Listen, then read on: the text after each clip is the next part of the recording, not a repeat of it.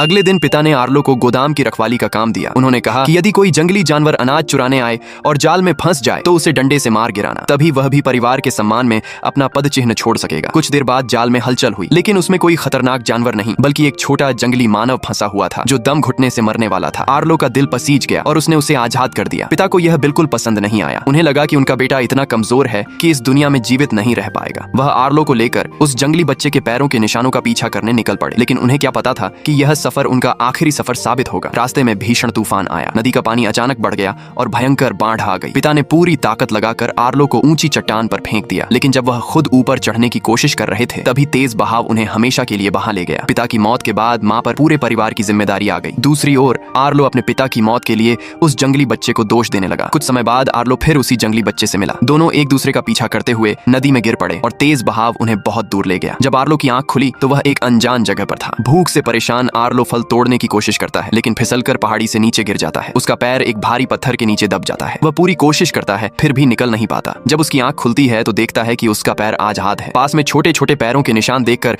उसे समझ में आता है कि उसी जंगली बच्चे ने उसकी जान बचाई है। भूख और थकान से परेशान आर्लो को फिर मौसम का सामना करना पड़ता है। तभी झाड़ियों से आवाज आती है। वह डर जाता है, लेकिन बाहर वही जंगली बच्चा निकलता है जो उसके लिए खाना लाया था। वह छिपकली और कीड़े लाता है, लेकिन आर्लो उन्हें खाने से मना कर देता है। तब उसे पता चलता है कि आर्लो को केवल लाल फल ही पसंद है। वह उसे ऊंची चट्टान पर लगे फलों तक ले जाता है। दोनों मिलकर एक दूसरे की मदद से खाई पार करते हैं। फल तोड़ते समय अचानक एक जहरीला सांप उन पर हमला कर देता है। जंगली बच्चा बिना डरे सांप की कमजोरी का फायदा उठाता है और उसकी गर्दन पर हमला कर देता है। आखिरकार सांप पीछे हट जाता है। बाद में दोनों कुछ अजीब फल खाते हैं जिनसे उन्हें रंग बिरंगे सपनों जैसी दुनिया दिखाई देने लगती है। वे खुशी से खेलते और नाचते हैं। रात को आर्लो अपने पिता की तरह घास में घूमकर हजारों जुगनुओं को उड़ाता है। पूरा अंधेरा तारों की तरह चमकने लगता है। उसे अपने पिता की याद आती है। वह जमीन पर लकड़ियों से अपने परिवार का चित्र बनाकर जंगली बच्चे को परिवार का मतलब समझाता है। जंगली बच्चा भी अपने परिवार का चित्र बनाता है। दो बड़ी लकड़ियों को मिट्टी में दबाकर वह बताता है कि उसके माँ बाप अब इस दुनिया में नहीं है। दोनों अनाथ बच्चों का दर्द एक जैसा था और धीरे धीरे वे एक दूसरे के सबसे अच्छे दोस्त बन गए। अगली सुबह फिर भयानक तूफान आता है। रास्ते पूरी तरह बदल जाते हैं